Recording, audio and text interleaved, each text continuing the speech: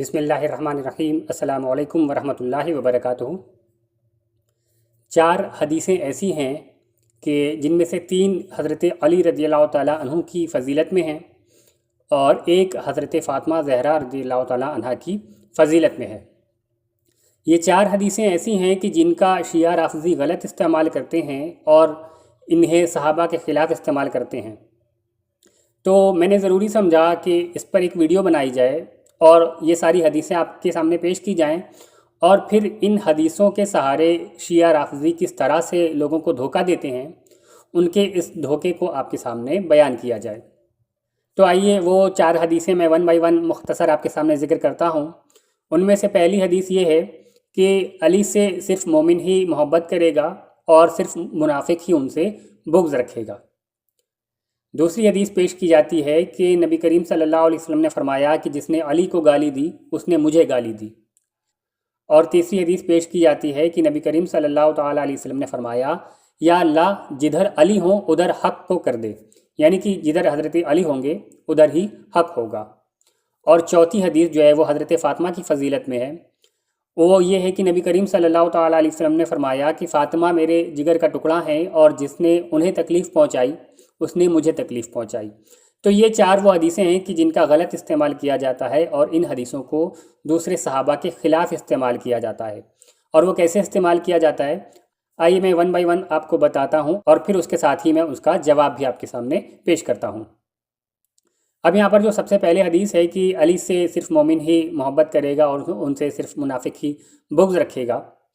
تو اس حدیث کو جب شیعہ پیش کرتے ہیں تو یہ کہتے ہیں کہ دیکھو حضرت امیر معاویہ رضی اللہ تعالیٰ عنہ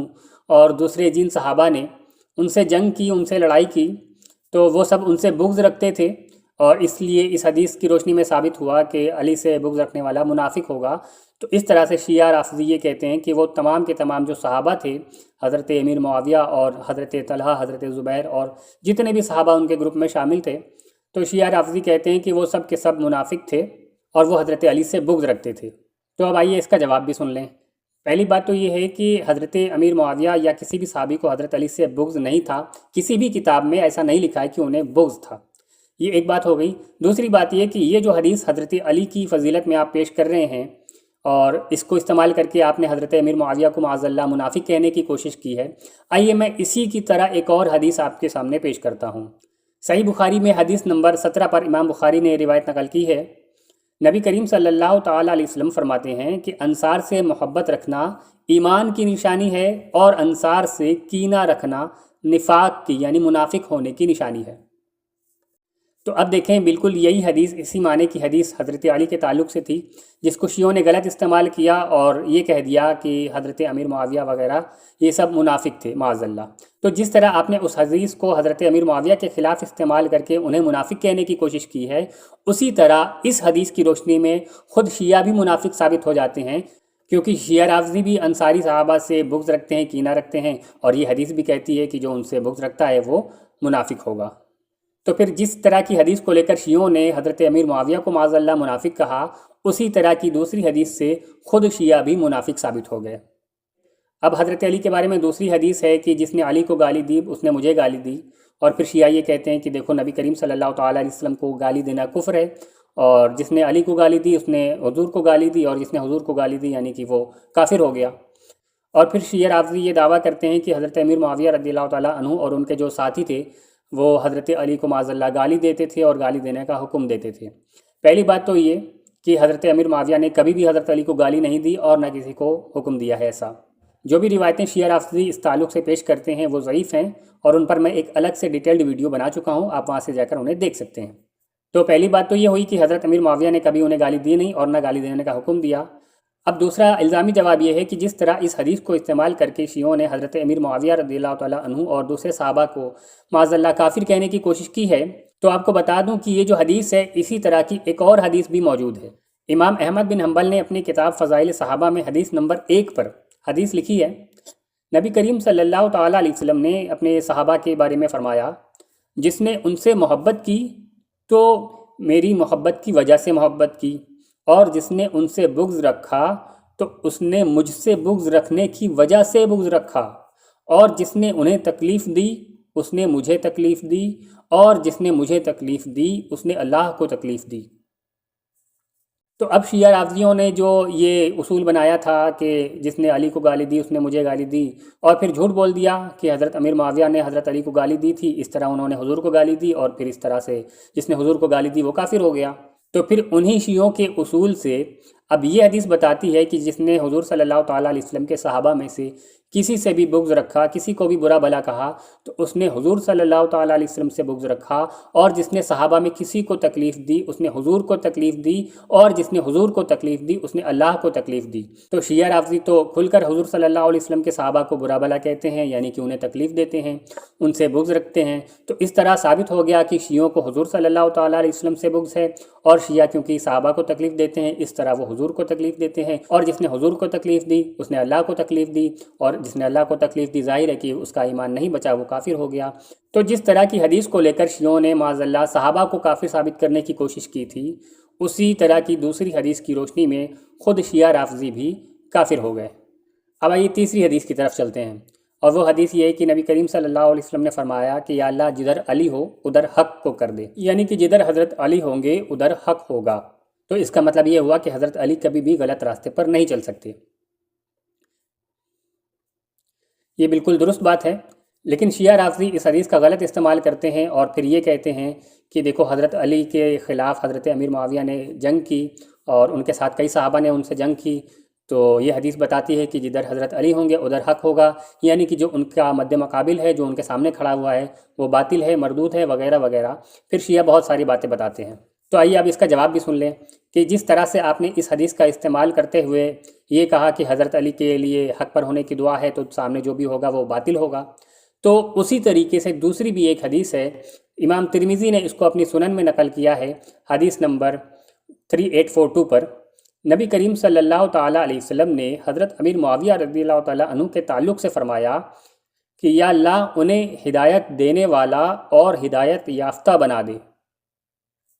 تو دیکھیں جس طرح سے حضرت علی کے لیے حق پر ہونے کی دعا ہے، اسی طرح سے حضرت امیر معاویہ کے لیے ہدایت پر ہونے کی بھی دعا ہے۔ کبھی بھی حق اور ہدایت ایک دوسرے سے جدا نہیں ہو سکتے، جہاں حق ہوگا وہاں ہدایت بھی ہوگی، اور جہاں ہدایت ہوگی وہاں حق بھی ہوگا۔ تو جس طرح سے شیعوں نے حضرت علی کی فضیلت کی حدیث کو استعمال کرتے ہوئے یہ کہہ دیا کہ جو حق والے کے سامنے کھڑا ہے وہ باطل ہے، تو اس طرح سے تو پھر یہ بھی بات بن جائے گی کہ حضرت امیر معاویہ ہدایت پر ہیں، اور جو ہدایت والے کے سامنے ان کے مقابلے میں کھڑا ہے وہ باطل ہے۔ حالانکہ یہ ہمارا موقف نہیں ہے معاذ اللہ کہ ہم حضرت علی کو باطل کہیں، لیکن میں صرف یہ بتا رہا ہوں کہ جس طرح سے حضرت علی کی فضیلت میں آئی ہوئی حدیثوں کو شیعہ رافضی دوسرے صحابہ کے خلاف استعمال کرتے ہیں، جس انداز میں اور جس طریقے پر استعمال کرتے ہیں، اگر اس طریقے کو روا رکھا جائے، اس کو جاری رکھا جائے، تو پھر اسی طریقے سے اسی اصول پر خود شیعہ رافضی بھی کافر ثابت ہو جاتے ہیں، منافق ثابت ہو جاتے ہیں، اور پھر اسی اصولوں پر تو حضرت علی پر بھی الزام لگتا ہے۔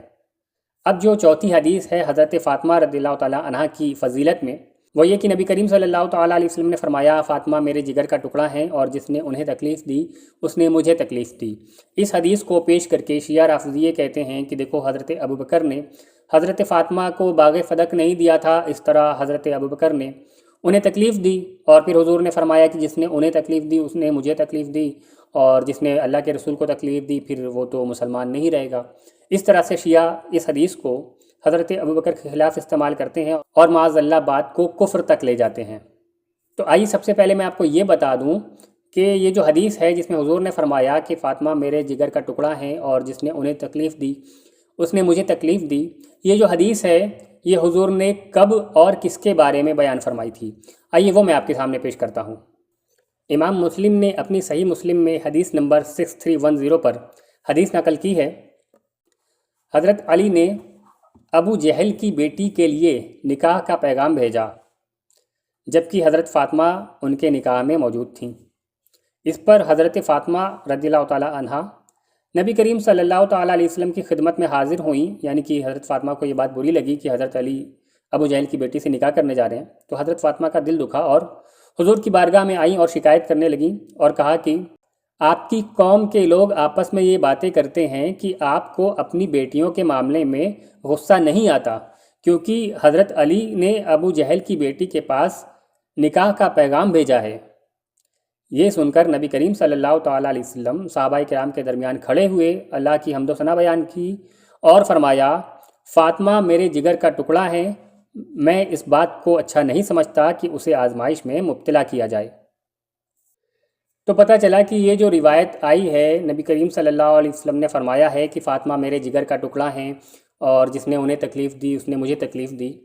یہ بات تو نبی کریم صلی اللہ تعالیٰ علیہ وسلم نے حضرت علی کے لیے فرمائی تھی، کیونکہ وہ ابو جہل کی بیٹی سے اس وقت نکاح کرنا چاہ رہے تھے، اور یہ بات حضرت فاطمہ کو بری لگ گئی، ان کا دل دکھا اور انہوں نے نبی کریم صلی اللہ علیہ وسلم کی بارگاہ میں شکایت کر دی۔ تو نبی کریم صلی اللہ تعالیٰ علیہ وسلم نے اس طرح سے فرمایا ہے۔ اب اگر آپ نے اس حدیث کو لے کر بلا وجہ ہی حضرت ابوبکر کے خلاف استعمال کر لیا اور یہ کہا کہ انہوں نے باغ فدق نہیں دیا تھا تو حضرت فاطمہ کا دل دکھا، اور جس نے ان کا دل دکھایا اس نے حضور کا دل دکھایا، اور جس نے حضور کا دل دکھایا اس کا تو ایمان چلا گیا، وہ کافر ہو گیا، وغیرہ وغیرہ،